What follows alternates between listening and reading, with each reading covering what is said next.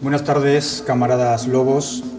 Bienvenidos otra vez a su guarida, a esta guarida, a esta caverna, a esta gruta donde nos escondemos los seres, los espíritus indomables, los seres que somos rebeldes y nos sentimos así por naturaleza. Vamos a adentrarnos en el día de hoy en el mundo de la cultura libre de nuevo, y lo vamos a hacer de la mano de un pintor, del pintor George Ward. Buenas tardes, George, bienvenido. Hola, Raúl, buenas tardes. Gracias por invitarme a tu programa y es un placer. Por estar con nosotros, por supuesto. George Ward nació en Zaragoza. Ahora contaremos un poco más su historia, sus orígenes, porque son casi inquietantes.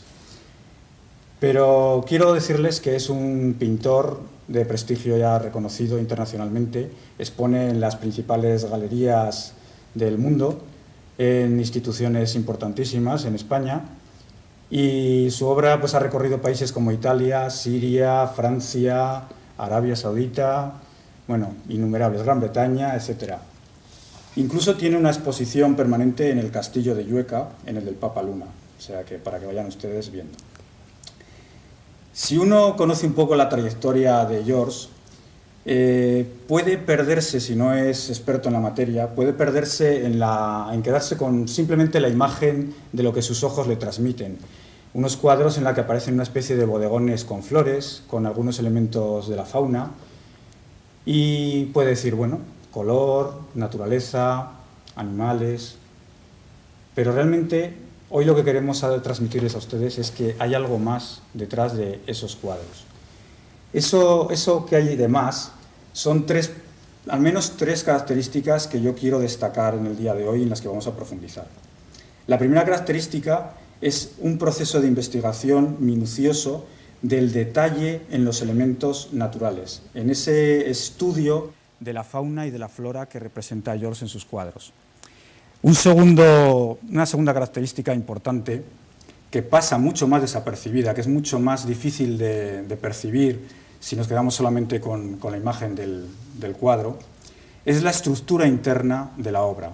Una estructura interna que comentaremos, hace uso de la matemática, de la geometría e incluso del simbolismo y del misticismo, que es precisamente la tercera característica que quería señalar.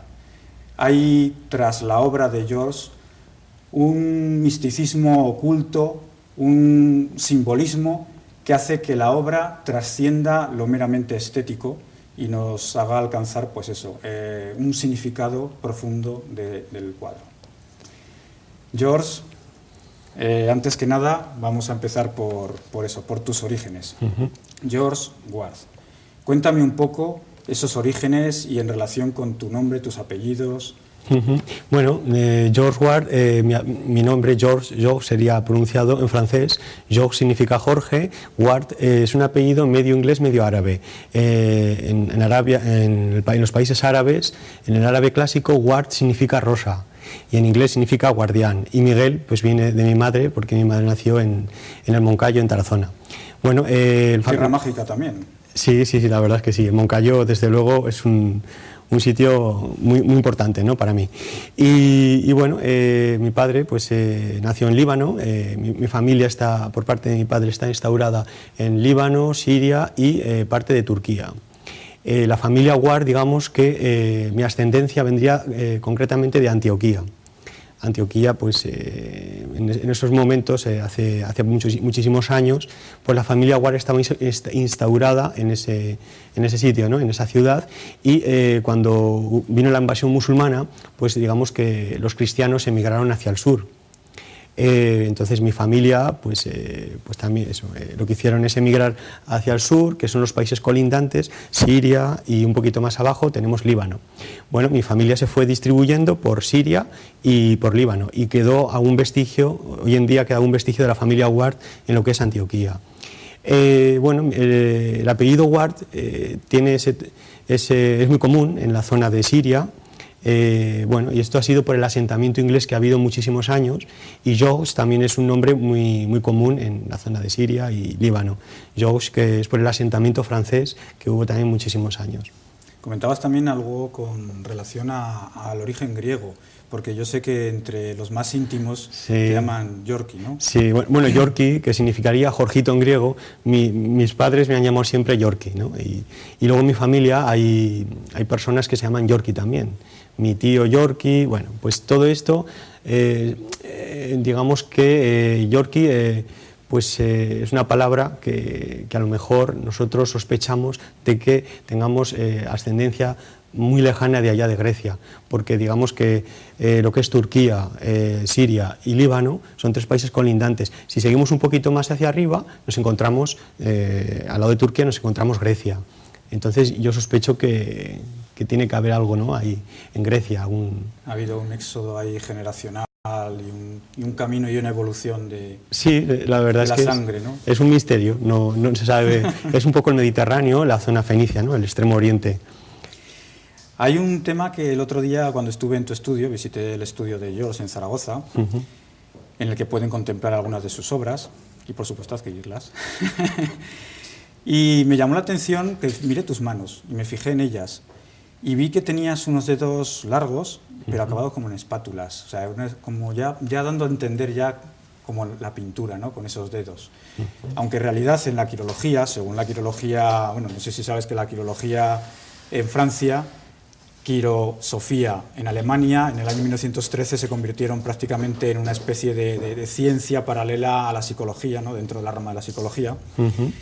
Y decían que los dedos como espátulas son de personas dinámicas, de personas hiperactivas, de personas que van innovando, que son adelantados, exploradores.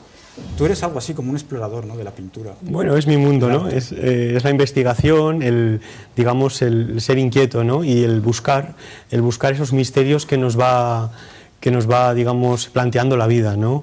Digamos que lo que quiero decir es que la pintura es el medio de transmisión que tengo, de materialización, y el concepto vendría a ser como que las incógnitas que me plantea la humanidad, pues las intento, las sacio, las busco, las recreo en la naturaleza, ¿no?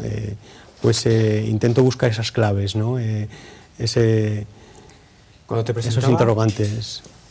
Decía de ti que eras pintor, artista plástico. ¿Qué diferenciación hay? Porque hablando contigo, pues hacías como una diferenciación en función de una evolución, ¿no? Como si ahora te considerases pintor, pero tu tendencia es artista plástico. Bueno, son palabras que hoy en día pues son bastante ambiguas. El artista plástico, podríamos hablar de un artista plástico como una persona creadora que no se encierra solo en una temática, ¿no? Perdón, quiero decir, en una disciplina. El pintor, indudablemente, es una persona, un oficio que se desenvuelve en la pintura, ¿no? El artista plástico, creo que me gusta más quizás esa palabra, porque es más amplia, ¿no? Entonces, la persona que ha estado pintando toda su vida y de pronto, por A o por B, necesita... el cuerpo le pide esculpir, le pide hacer una instalación, le pide otras cosas, ¿no? Con total libertad, ¿no? Sin ponerse ninguna etiqueta.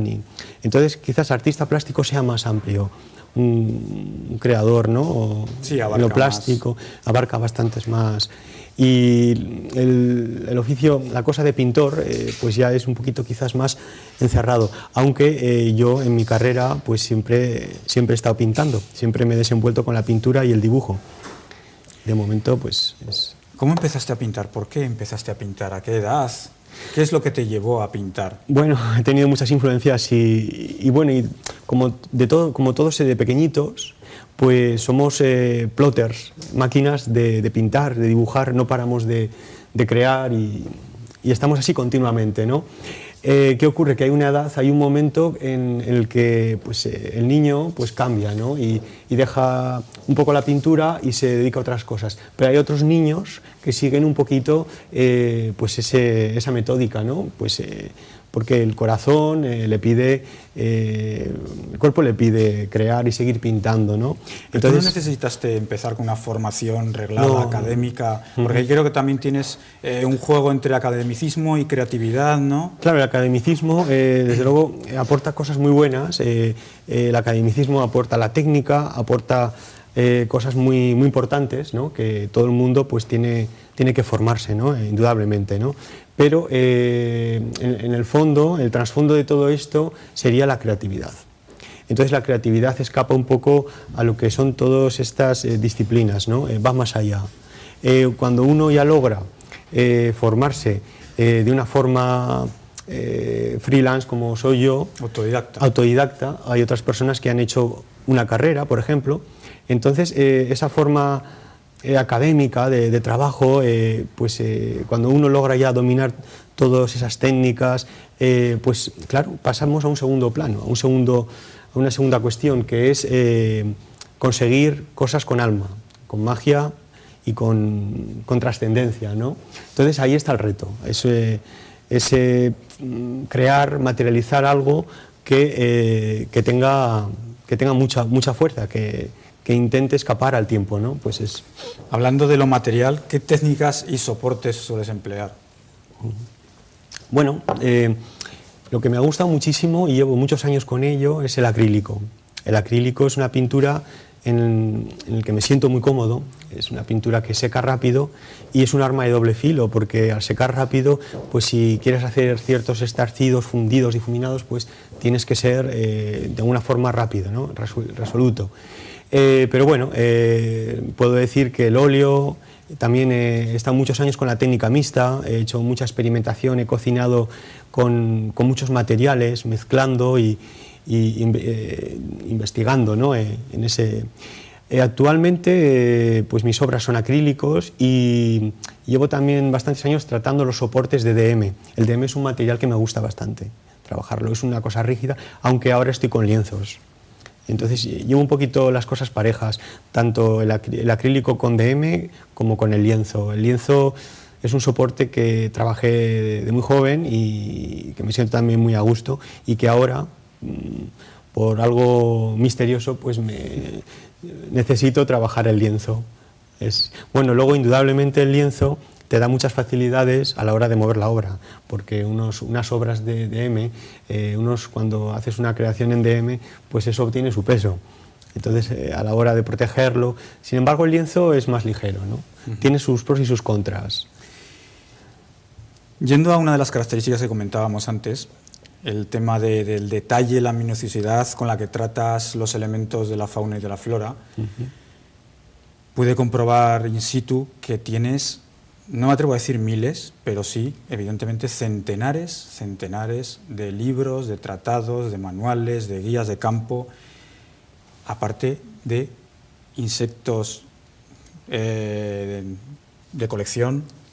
Sé que cuando tienes que dibujar o pintar alguna planta, alguna flor, algún insecto, te preocupas de saber perfectamente cómo es ese insecto. O sea, eso tiene que saberlo el público en general. Tienen que conocer que tú no has dibujado un escarabajo Goliat blanco y tal porque te ha parecido a ti, ni te ha inspirado la divina providencia, sino que realmente ese escarabajo es exactamente así en la naturaleza, o esa flor.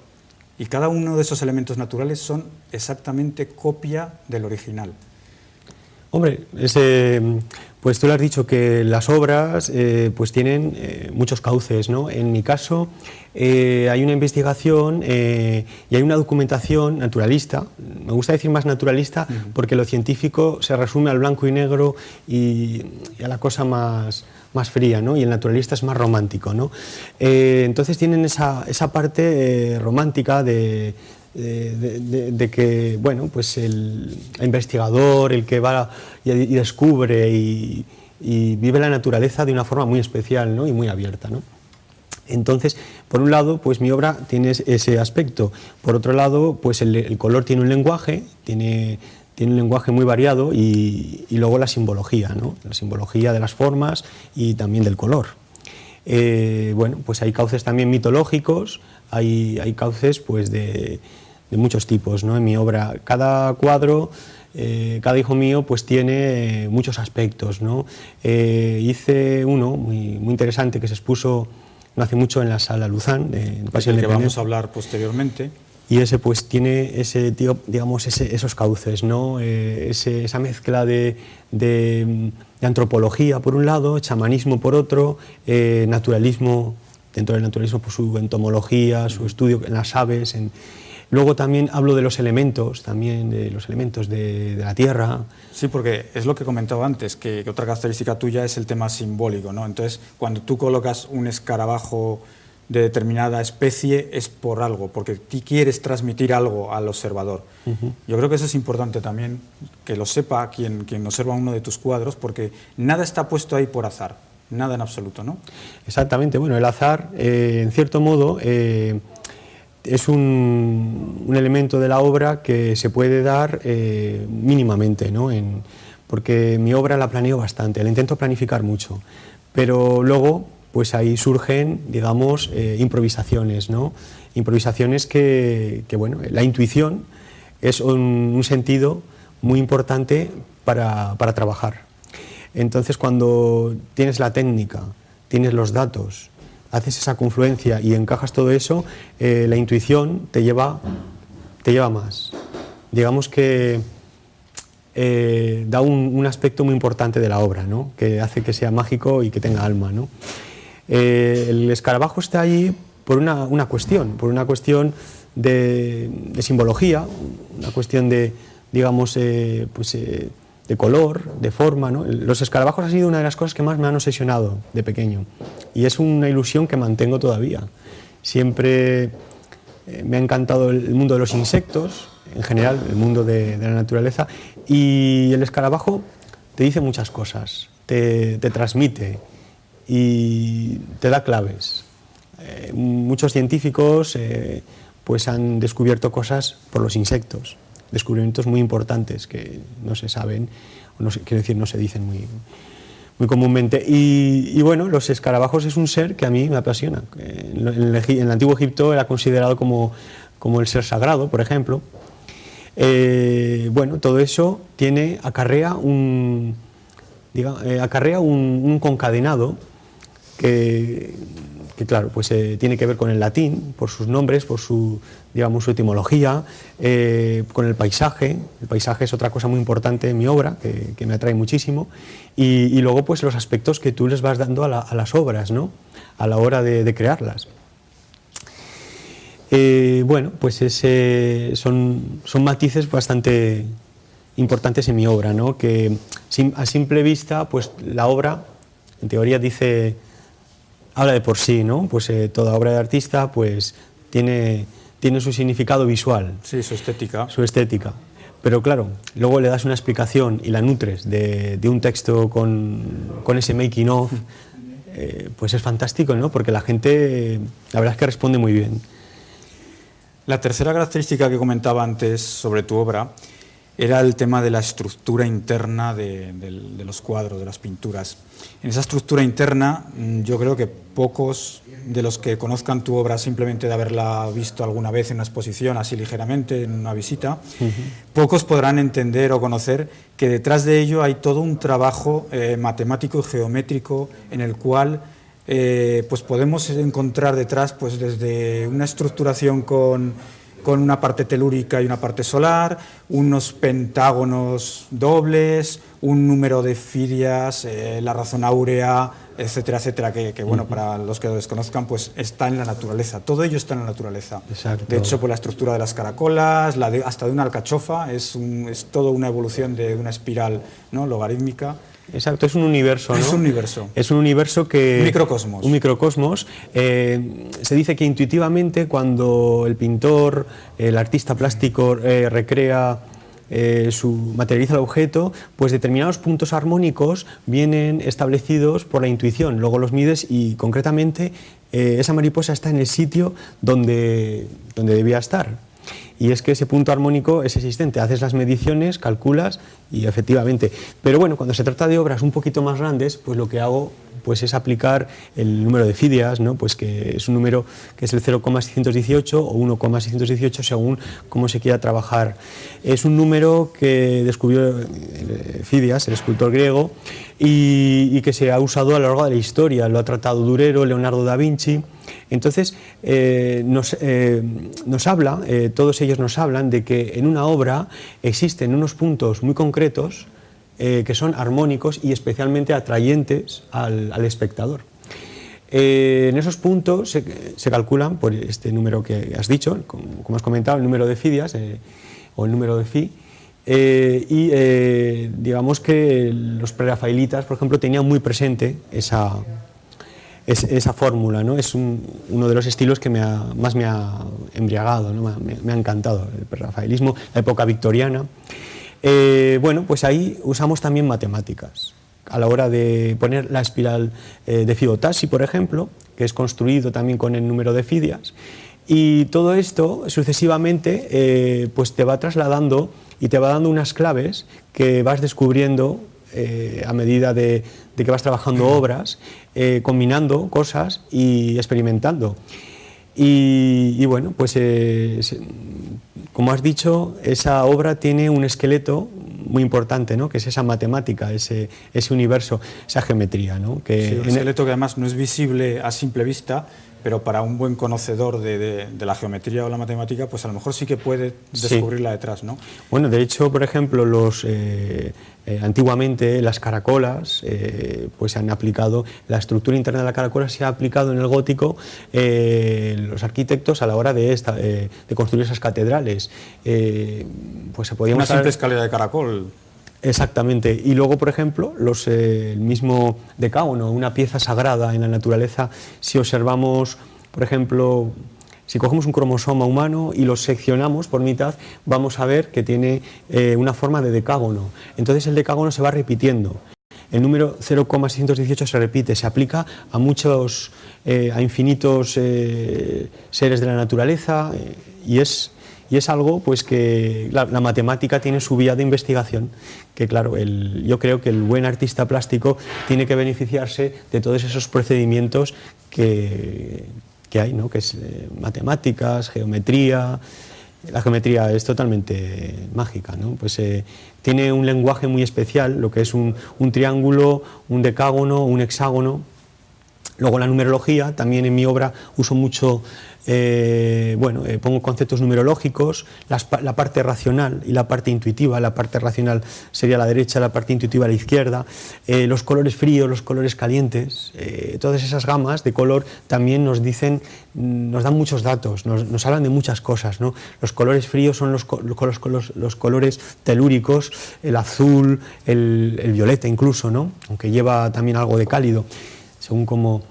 Y bueno, y así sucesivamente, pues vemos que ese lenguaje del color pues es muy importante, ¿no? Y a mí personalmente me encanta explayarme con los colores, me encanta hacer obras con colores muy vivos, también colores más retenidos, ¿no? Pero todo esto sale de aquí y a medida que vas haciendo una obra, pues te lo va pidiendo casi la obra, ¿no? Lo que queremos transmitir es que cuando observen eso, un cuadro tuyo, vean que detrás de lo estético hay algo mucho más profundo, y entonces que pierdan ustedes el tiempo en observar dónde está situado, pues eso, un escarabajo, un coleóptero determinado, una determinada mariposa, una determinada flor, porque todo ello tiene su importancia, su simbología, eso es evidente. Por ejemplo, vamos a estudiar un poco una de tus obras. No es un cuadro muy grande, pero es para que así un poco se comprenda. La unión de los viajes. Bueno, La unión de los viajes es una obra circular que se expuso en la calle Luzán hace este mes de mayo, abril-mayo, perdón, y tuvo mucho éxito, gustó bastante al público. Es un tondo, como lo denominan los italianos, que sería un redondo, de un diámetro de 150 centímetros, en el que nos podemos encontrar un fondo color amarillento, que está trabajado con una serie de capas y en fin, se habla de la veladura en seco, que el color que hay detrás tiene una influencia muy clara sobre el resultado final, aunque lo cubramos en su totalidad. Es decir, si tenemos una pared blanca, la pintamos de azul, esperamos a que se seque y la pintamos de rojo, ese rojo da un efecto muy distinto a una pared pintada de amarillo y luego cubriéndola de rojo. Son dos efectos que instintivamente nuestra vista no aprecia, pero nuestra percepción que no es tampoco la vista, entra por la vista pero no es... Entonces la sensación es distinta, ¿no? Ese cuadro está trabajado de esas formas para un resultado un poco de amarillos, ¿no? De colores muy lúcidos. Y luego nos encontramos con dos elementos, el elemento vegetal y el elemento animal. El elemento vegetal lo represento por un diente de león, un vilano, ¿no? Un diente de león ya en su etapa tardía, en su etapa ya seca. Y luego por otro lado hay un capullo de seda, que es el elemento animal, un capullo de seda abierto, donde la mariposa de la seda ha emergido y ha hecho su viaje. La unión de los viajes es una obra que nos habla de la vida, de la muerte, de la unión de la vida y la muerte, de la reencarnación, o lo que dice la ciencia, que la energía no se crea ni se destruye, sino que se transforma, ¿no? Y yo con esta obra lo que intento asociar es un poquito el viaje de la vida a través de ese capullo de seda, donde navegamos, donde hay una metamorfosis. La mariposa tiene esa simbología, ¿no? La metamorfosis, el cambio, y navegamos por esa vida. Y luego el vilano, nos encontramos en la obra con que se van desprendiendo esas fluorescencias, ¿no? Esas inflorescencias que luego van a ser cubiertas por la tierra de una forma natural, y con un poco de humedad va a brotar esa semilla. Ese ser que está seco, que está muerto, aparentemente, pues luego va a enganchar otra vez con la vida, ¿no? Entonces son ambos viajes los que tenemos que hacer todos, ¿no? Del viaje de la vida, el viaje de la muerte. Y sobre ese capullo de seda hay un elemento muy curioso que puse, y fue la avispa como símbolo del dolor, ¿no? Y nos recuerda constantemente que en el viaje de la vida, pues el ser pues siente dolor, simplemente, ¿no? Y es una obra que tuvo un resultado muy interesante, ¿no? Me gustó cómo quedó, y de hecho pues tuvo bastante éxito. Y que incide en lo que decíamos, en que tras una aparente simplicidad, ¿no? de una representación de eso, de una mariposa, o de un capullo de mariposa, de una avispa, etcétera, pues hay algo más profundo. Otro de los cuadros que a mí me atraen bastante y me llamaron mucho la atención, por su simbología también, es El pasajero de lo eterno. ¿Qué nos puedes comentar sobre El pasajero de lo eterno? El pasajero de lo eterno es una obra, de estas obras que son más retenidas de color. Ahí trabajamos muchos con grises. Es parecido un poquito también a la unión de los viajes. Es una obra muy sobria, al contrario que la unión de los viajes, es una obra muy recargada. El pasajero de lo eterno, nos encontramos con un apaisado de casi 3 metros, donde observamos una serie de montañas que nos pierden en un horizonte, y esas montañas han sido inspiradas por, pues los monegros, han sido uno de mis inspiraciones, ¿no? Nuestra tierra de los monegros. Y incluso Sillería, lo que son los montes de Torrero, toda esa zona de secano especial, donde hay una vida importantísima, pero está oculta, ha hecho un poco la estética de esta obra, ¿no? Que luego ha sido una excusa para representar la idea de nuestro viaje por el mundo, nuestro viaje por la vida, perdón, quiero decir, es más global. Entonces, en ese paisaje nos podemos encontrar tres elementos, concretamente. Uno, que es una pluma de búho real, que va cayendo, y significa que esa ave ha pasado, es el viajero, ha pasado y ha dejado su vestigio, su legado. Y otro segundo elemento, un poquito más hacia la izquierda, nos encontramos la mariposa que se repite en la muerte, en la vida, y es el merodeador, el que va, digamos, viendo lo pequeño, va sacando lo oculto, lo que está escondido, ¿no? Luego hay un camino muy sinuoso que hace una parábola y va concretamente a parar hacia lo que es el horizonte, la parte donde el sol se esconde, ¿no? Y un tercer elemento que está al principio del camino, que así como una anécdota mitológica, una anécdota un poquito supersticiosa, quiero decir, sería la carlina.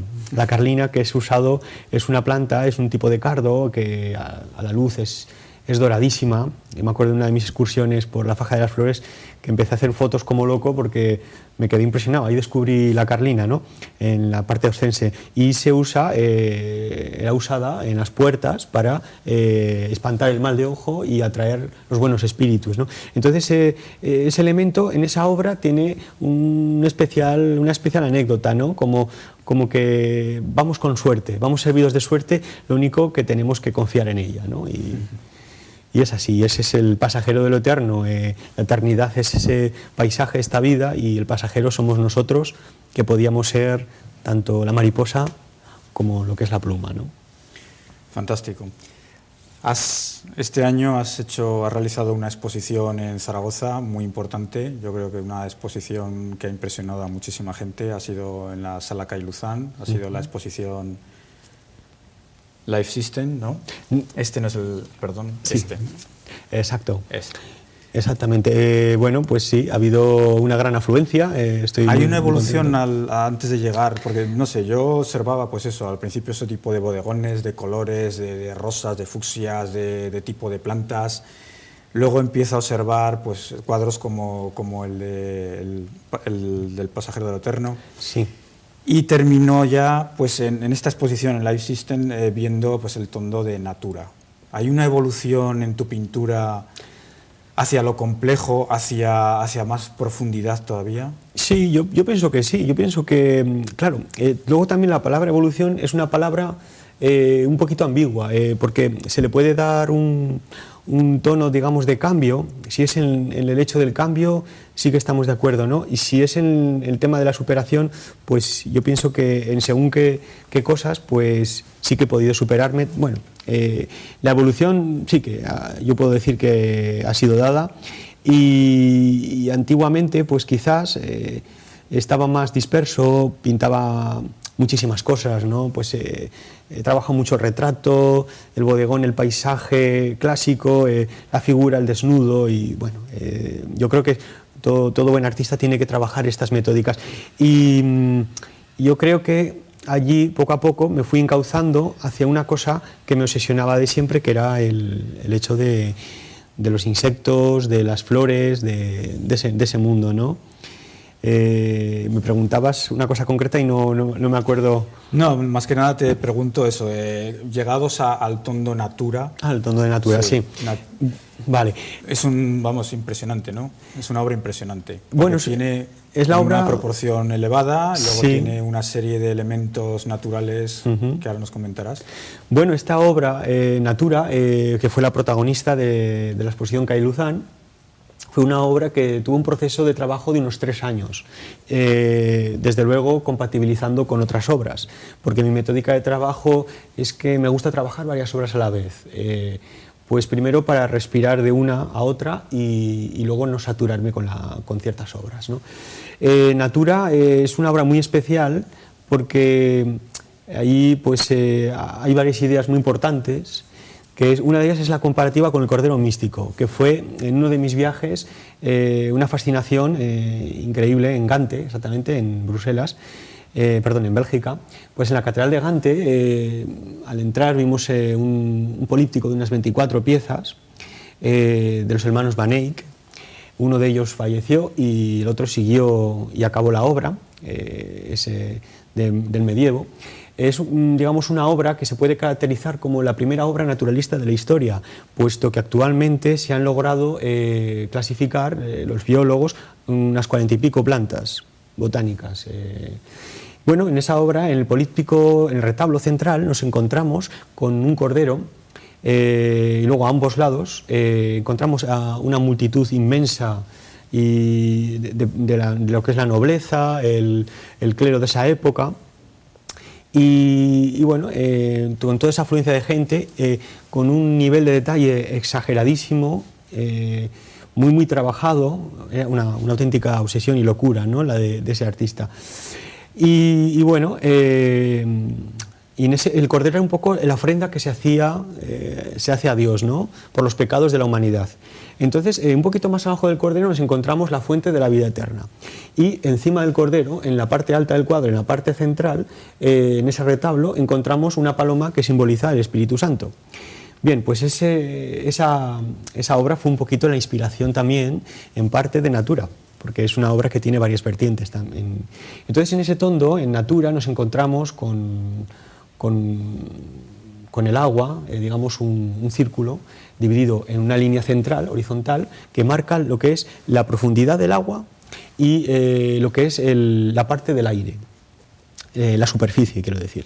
En la parte del agua hay representadas muchísimas especies, tanto en la superficie como en la parte interior del agua, crustáceos, animales marinos, una inmensidad de animales y de plantas, ¿no? Muchísimas algas. Entonces, en total, pues he hecho una representación de unas 450 especies, tanto de animales como de plantas, ¿no? Y bueno, ese agua sería un poquito, ese delta sería lo que nos habla de la fuente de la vida eterna, de lo que es el cuadro de Gante. Luego, esa obra está, digamos, dividida en una línea vertical por el movimiento de un Martín pescador que ha entrado en el agua a coger su ofrenda, digamos que es la representación de ese Espíritu Santo transformado en Martín pescador. Y en esa ofrenda nos encontramos que he representado una trucha, una perca que es de la variedad japonesa koi, que koi significa felicidad y amor, ¿no? Es una perca de color blanco, digamos, haciendo alusión al cordero. Todo ese despliegue de fauna y de variedad vegetal y animal se puede, digamos, comparar con todos esos, con todo ese público, ¿no? Con ese clero, con los campesinos, con toda esa representación que Paul Van Eyck hizo en esa obra, ¿no? Y bueno, y debo decir que ese cuadro especialmente también tiene cierta inspiración en Ibiza, porque en ese primer plano, en ese delta que nos lleva a unas montañas, atravesamos varios parajes y de una forma exótica he querido dar ese matiz de esa Ibiza, ¿no? Por uno de mis snorkels por ahí, que fue fantástico, fue divino. Y bueno, puedo decir también que ese cuadro está estudiado con la espiral de Fibonacci, el decágono, como elemento mágico de la obra, y tiene una vertiente, digamos, de una investigación antropológica sobre el chamanismo a lo largo de la historia, en la parte izquierda, puesto que represento bastantes plantas que los chamanes han utilizado en diversos continentes para la conexión con sus dioses, ¿no? Por ejemplo, puede ser la iboga, puede ser la solandra. La solandra es una planta que usaban los chamanes mexicanos. Y bueno, pues así sucesivamente, o por ejemplo en nuestro territorio la aljarma, o también llamado Peganum armala, que en otros sitios se denomina alfármega y es utilizado también por la cultura marroquí. En ese grupo de plantas enteógenas pues hay digamos una fijación por el chamanismo, una investigación sobre ese tema antropológico. Y luego, pues, la biodiversidad, los elementos, los 4 elementos de la Tierra, hay gente que los consideran 5, yo en esa obra represento el agua, la tierra, el aire y el fuego representado por el sol. Y bueno, podría contarte muchas más cosas, no sé. No, yo creo que lo has definido ya bastante bien para que se hagan una idea nuestros espectadores cuando lo vuelvan a contemplar, si es que se puede volver a contemplar, porque creo que es un cuadro privado ya. Sí, es una obra privada. Una obra privada. Pero bueno, en la página web del autor pueden contemplar todas sus obras y fijarse en los detalles que vamos comentando. Decías antes lo de... Una pequeña anotación. Sí. Tengo que indicar también que hay un texto de Jesús Rubio Jiménez donde él explica a lo largo de 5 páginas el proceso y habla un poco sobre, habla totalmente sobre Natura, sobre esa obra, ¿no? Donde se puede ver en la página web. Es digamos, un apunte que a lo mejor puede ser interesante para el que quiera. Tu obra ha sido calificada en algún momento como realismo mágico, tú lo llamas más bien realismo onírico. Sí, sí. Ambos conceptos me parecen fantásticos, sí. Dices que realmente la naturaleza te da respuestas a las preguntas de la humanidad, ¿no? Las claves. Y que además la creación exige conexión, esa conexión con el ser, con la naturaleza, contigo mismo, ¿no? También. Bueno, claro, es así, es una cosa que es un aspecto muy importante en todo artista, ¿no? En todo creador, el que conecte, ¿no? con el foco inspirativo, ¿no? En este caso, pues mis experiencias, de mis viajes, de mis excursiones, de mis trackings en la montaña, todo, digamos, toda la vida de ese materializador de alguna forma, que bueno, pues toda esa vida que me rodea me ha inspirado y me va surtiendo, ¿no? de aspectos para la obra, ¿no? Esa conexión, pues está claro que tiene que haber un estudio de la morfología, del cromatismo, ¿no? Pero detrás de eso, pues una vez que uno digamos, avanza, ¿no? En ese aspecto. Por ejemplo, yo de pequeño tenía una colección muy interesante de insectos, de unas 1000 especies de escarabajos, que luego me deshice de ellas porque realmente fue algo para aprender, ¿no? Y ahora actualmente, pues mis salidas al campo, lo que me fijo bastante en el movimiento, aparte de la morfología, ya no cojo esos insectos, ¿no? Como era antiguamente ese capricho de pequeño, ¿no? que haces pues, para investigarlos, para conocer y para esa sapiencia, ¿no? Que te aporta para pintar. Entonces, pues ahí he cambiado, ¿no? He cambiado un poquito y yo pienso que son seres como nosotros y que hay que respetarlos, si no es para una labor investigativa. No, yo pienso que un coleccionismo es una cosa errónea, ¿no? Porque en la estructura, eso de cómo tú inicias un trabajo, cómo te surge la idea, qué pasos das, qué pasos sigues, porque es primero una planificación, tienes claramente lo que vas a plasmar, investigas, te documentas, o la creatividad surge y te va llevando.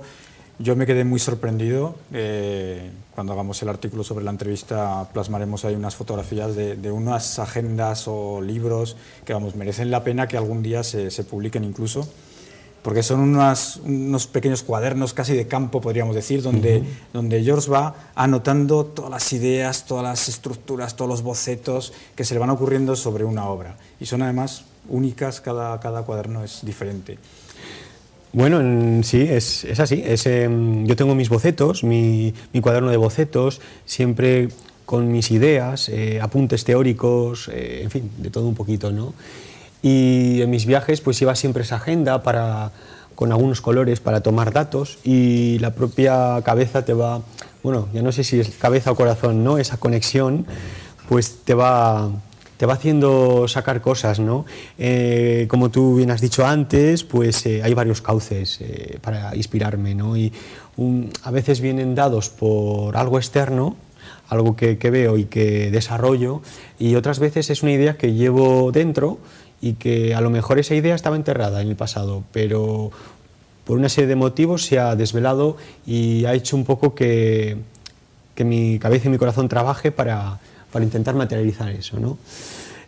Son dos aspectos que se repiten en otros creadores también, en otros materializadores, ¿no? En otros artistas plásticos, y yo creo que hay que estar abierto a todo, ¿no? Hay que ir navegando y siempre apuntar, porque todos esos cuadros, esas obras que se van haciendo, pues en cierto modo puedes rescatarlas de apuntes que tienes, cosas que tienen que surgir en ese momento.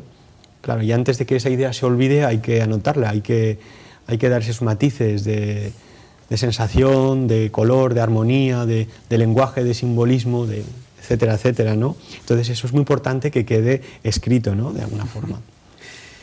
Tú no dejas de ser un profesional de la pintura, vives de ello, es tu forma de vida. Entonces, ¿realmente podrías ser o eres un pintor que puede ser por encargo? O sea, yo a ti te puedo encargar una obra, te puedo dar una idea, te puedo transmitir una idea, o realmente te surge a ti y entonces tú dices, bueno, este cuadro es el que yo he creado, si te gusta. Hombre, tengo la suerte, antes pues sí que he trabajado con muchos encargos, he llevado otro tipo de, digamos, de disciplina, ¿no? Pero tengo la suerte de hoy en día de, digamos, hacer un poquito lo que uno quiere, ¿no? De hacer lo que mi creación, mi obra es es, digamos, no es lo mismo, digamos, no es lo mismo hacer algo cuando te la anotan que tienes una obligación. cuando hay una obligación. Entonces, claro, ahí está la cosa. Cuando uno pinta una obra puramente libre y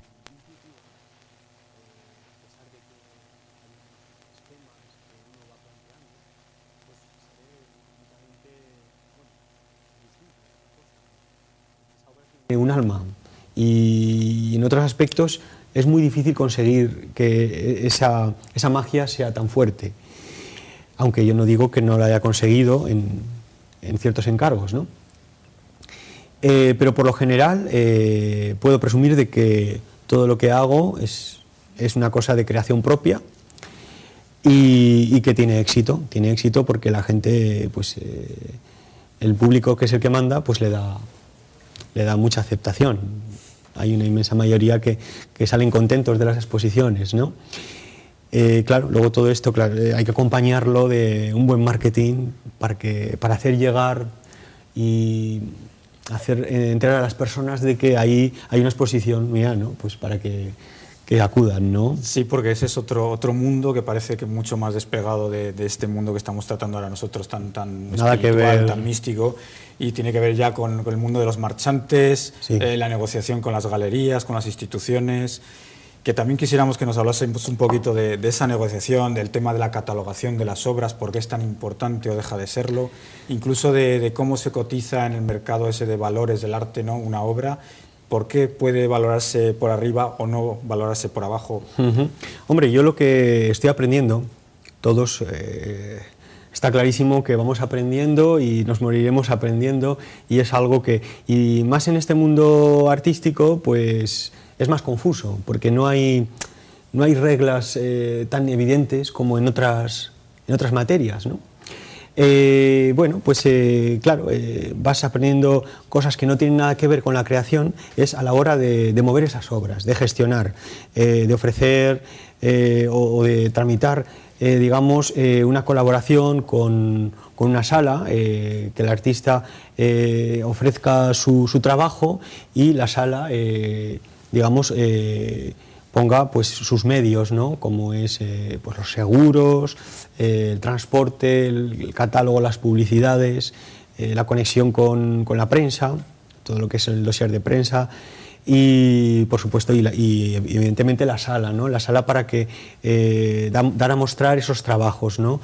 Claro, el trabajo a mostrar es un mundo, ¿no? Es un mundo porque es una labor totalmente distinta a lo que es una creación, ¿no? A lo que es la labor de estudio, no tiene nada que ver, ¿no? Yo cuando trabajo y pinto mi obra, me olvido totalmente de todas estas digamos reglas, ¿no? Dónde voy a exponer, me tengo que desinhibir totalmente de todo eso, para que salga una cosa que luego, a la hora de exponerlo. Luego las tramitaciones, pues claro, son muy complejas. Puedes hablar con la institución, salas de bancos, las salas de los ayuntamientos, lo que son las salas institucionales, o puedes hablar con las galerías, o bueno, pues y de esa forma yo pienso que hay que viajar bastante, hay que salir y hay que ofrecer los proyectos para que vayan, digamos, hay que ir sembrando, ¿no? Porque luego de la siembra siempre salen cosas. Y bueno, pues es muy complejo, es una labor muy compleja. Hay gente que usa una estrategia y hay otros artistas que usan otro tipo de estrategia. Desde luego, pues yo pues en este aspecto pues van sucediendo cosas. Intento cubrir unos programas cada año. Para el año que venía tengo otra exposición cubierta. Podría hablarte un poco de ello, es la exposición que se va a hacer ¿Puedes hablarnos de tu proyecto futuro? En Ibercaja.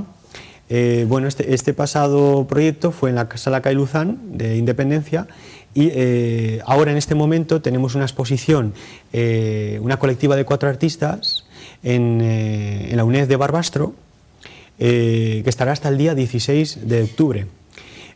A partir de ese día la van a itinerar a Calatayud, a la UNED de Calatayud, que imagino va a estar también otro mes y medio. Colaboro con unos grandes artistas, entre ellos pues está mi pareja Marisa Arroyo, que es una buena pintora, y es nuestra primera exposición que hacemos juntos.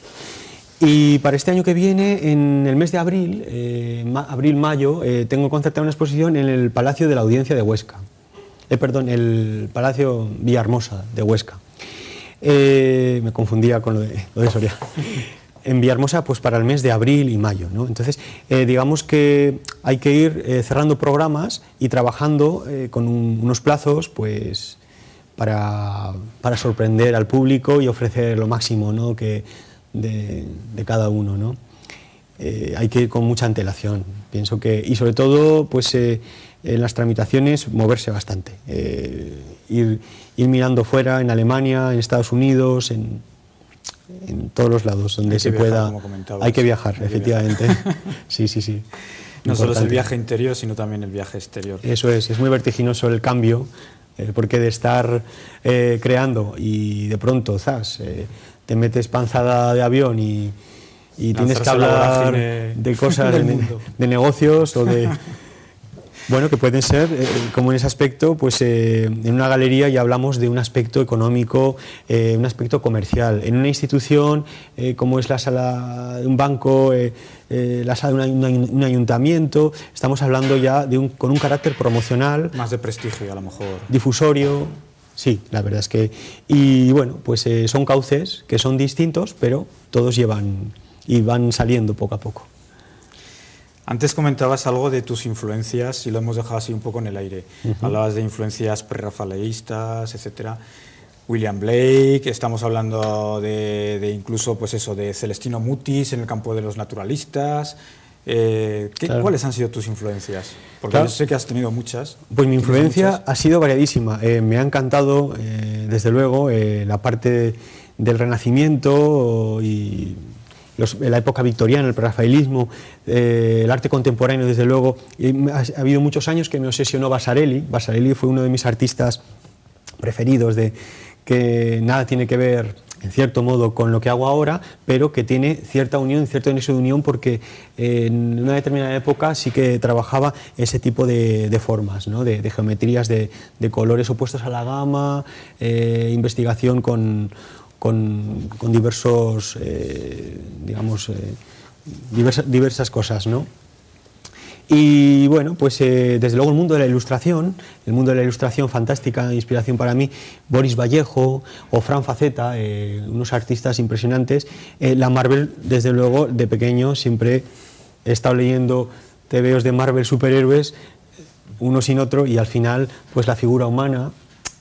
Todo, digamos, ha contribuido a una formación, aunque hay que decir que el cómic en este país todavía no está visto, no está asumido, ¿no? Porque, claro, cuesta, las cosas poco a poco van centrándose. El cómic y la ilustración todavía tienen que... Como un arte menor, se ha visto como un arte menor casi denostado incluso, ¿no? Exacto, entonces hay unos ilustradores impresionantes, hay...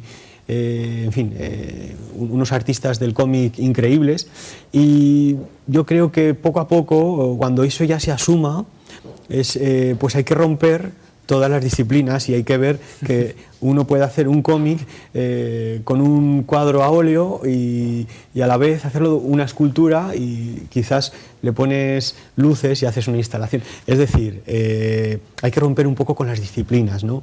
Pero claro, hay que pasar por una serie de métodos de aceptación. En este sentido, el cómic y la ilustración, pues España pues va un poquito atrasado. Entonces, el cómic me inspira muchísimo, por ejemplo, pues Max o Moebius, pues cantidad de autores, ¿no? Y la ilustración, pues puedo hablar de Rowena también. Y luego, pues de ahí nos podemos ir directamente a Leonardo da Vinci, Durero, o la escuela napolitana, o artistas contemporáneos como, en fin, pues muchísimos, ¿no? Vas capturando ideas, y todo hay que decir que todo está inventado, pero el carácter que cada uno le da, si es con entrega y con corazón, con pasión, exactamente, pues eso es único. Entonces, hay obras que perduran y otras obras que se hunden, que pasan desapercibidas. A lo mejor temporalmente están álgidas, pero luego la historia demuestra que esas obras son buenas o no tienen... Claro, nunca mejor dicho, cuando tu obra tiene muchas flores. Exactamente, flores de un día. Pues claro, la cosa, ahí estamos hablando de dos conceptos muy curiosos. Bueno, lo que es arte y lo que es moda, por lo menos para mí. Lo que es la moda es algo pasajero, es algo que está ahí y que sirve para un espacio de tiempo. Pero sin duda alguna el arte es algo que escapa al tiempo. Es algo que perdura, exactamente. Entonces, pues allí ahí vemos pues cosas, intentos artísticos que pretenden ser buenos, pero agarrándose en las modas, y otros intentos que digamos que van más allá y que, bueno, pues se intentan, ¿no? Y pueden estar ahí siempre o pueden sucumbir, ¿no? O no despertar interés. Tenemos claro que tú estarás entre las obras que perdurarán, las tuyas al menos, ¿no? No lo sé, a ver. ¿Qué consejos para terminar le darías a un joven que siente esa pasión interna por la pintura, por el dibujo, pero que no sabe qué pasos dar? Si decidirse por un academicismo, si formarse y luego cuando acabe pues una carrera de Bellas Artes salir y empezar a pintar. Hombre, yo los consejos quizás casi me los reservo porque, madre mía, los consejos son muy particulares, muy delicados, pero yo le puedo dar opinión, ¿no? Claro, cada artista, cada pintor, cada hacedor es un fruto de casualidades, de experiencias muy distintas. Yo sin duda alguna, si hubiera podido estudiar Bellas Artes, lo hubiera hecho, pero como no estaba en Zaragoza Bellas Artes ni Biología, que es lo que a mí me ha gustado siempre, pues dije, oye, pues no me quiero ir fuera a estudiar, no me quiero ir a Barcelona, no, me quedo haciendo mis cosas, ¿no? mi creación, ¿no? Bueno, pues claro, es una cosa muy compleja. Desde luego una carrera es muy interesante, pero creo que hay que cultivar primero otra cosa. Creo que hay que cultivar mucho el corazón a la hora de plasmar, como hacemos de niños. Cuando tenemos 3, 4, 5, cuando estamos pintando, estamos dibujando, estamos haciendo rayas y todo eso el niño lo hace con el corazón. Se trata de conservar ese niño y por otro lado cultivar al adulto con ese academicismo, ¿no? Que puede ser cultivado por medio de una carrera, por medio de cursos, por medio de academias y también por uno mismo, simplemente llevando una disciplina, como es mi caso, que he estado pues siempre con mi disciplina de día a día. Y se trata, digamos, de esos dos mundos, dejarlos claramente marcados y así, de esa forma, pues creo que puede salir algo auténtico. Luego, desde luego, hoy en día las cosas están muy difíciles para todo el mundo y creo que hay que saber y hay que aprender muchísimo de marketing y, en fin, de muchas cosas. Saber venderse. Saber venderse, exactamente. Pues muchas gracias, George, por haber estado hoy con nosotros. Gracias a ti, Raúl. Desde luego. Vamos a terminar nuestra charla de hoy con una lectura que es del catálogo de George Ward, de Life System, que es el saludo al alba del sánscrito. Cuida bien este día. Este día es la vida, la esencia misma de la vida. En su leve transcurso se encierran todas las realidades y todas las variedades de tu existencia. El goce de crecer, la gloria de la acción y el esplendor de la hermosura. El día de ayer no es sino sueño, y el de mañana solo una visión. Pero un hoy bien empleado hace de cada ayer un sueño de felicidad y de cada mañana una visión de esperanza. Cuida bien, pues, de este día. Muchas gracias, queridos amigos, por haber estado un día más con nosotros.